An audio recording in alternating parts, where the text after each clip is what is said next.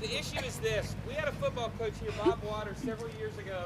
Who passed away from ALS. And several universities around the country, big university college band programs, have been kind of taking this on as a fundraiser, not only for the school and the band program, but also to donate back to ALS. And more than anything, get people to understand what ALS is.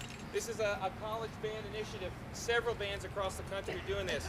As I was speaking to our caption coordinators and our section leaders about this today, it actually hit a little bit closer to home than even I thought it was going to hit, because when I'm sitting there, one of our members that was sitting in the office said to me, I'd be happy to say what it is to me and what it means to me. And I want Daryll to say a couple of words to you guys, because I didn't even know this was happening, and then we'll turn this over to Angela. Daryll?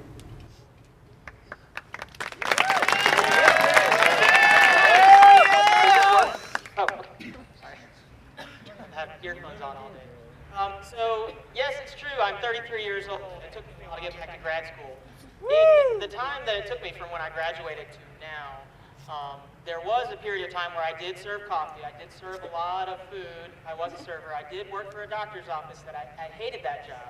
I hated driving into Atlanta. And then there was this 3-year period that not many of you have talked about, where I went home and lived at home and took care of my mother, who was diagnosed with ALS, Lou Gehrig's disease, in 2004. I moved home in 2005 and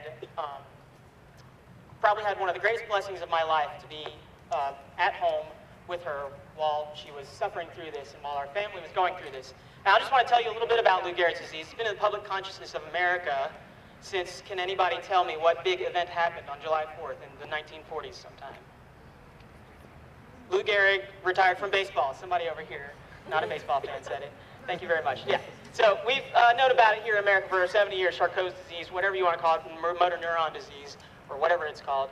We call it Lou Gehrig's disease because of a famous baseball player that played in the 40s that went to work every day.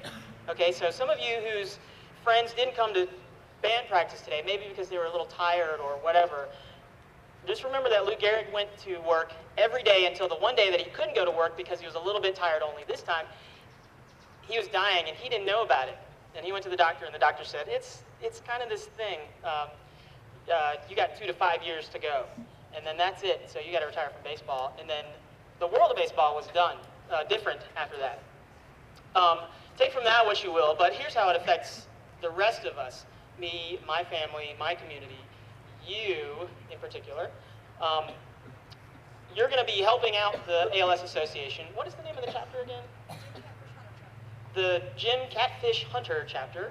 Obviously, I guess he was a baseball player. She's probably going to tell you a little bit more about that. But that's the name of the chapter here in the North Carolina area. And the organization that we're helping helps local families, local people, up to 400 families maybe?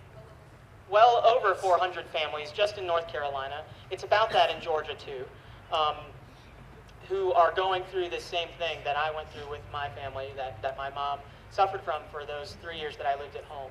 And what you're going to be helping out with is you're going to help someone go to work for another day. You're going to help someone get to his or her doctor's appointment. You're going to help somebody reclaim just a little bit more dignity than he had yesterday. Okay, that to me is the biggest part. Because really what you're helping out with is me. And you're helping out people like my late mother. And you're helping some lady out there, the lady at your church or whomever it is, the lady that you see in the grocery store, that band mom. These are all my mother, by the way. You're helping that person make it to her doctor's appointment in a very comfortable medical transport van. You're helping her to get around the house or church or the community in a $15,000 wheelchair that the ALS helped to pay for. You're helping her talk to her son again, communicate with him, tell him things, those things that mothers tell their sons, like, when this is over, you need to go back to school and finish up.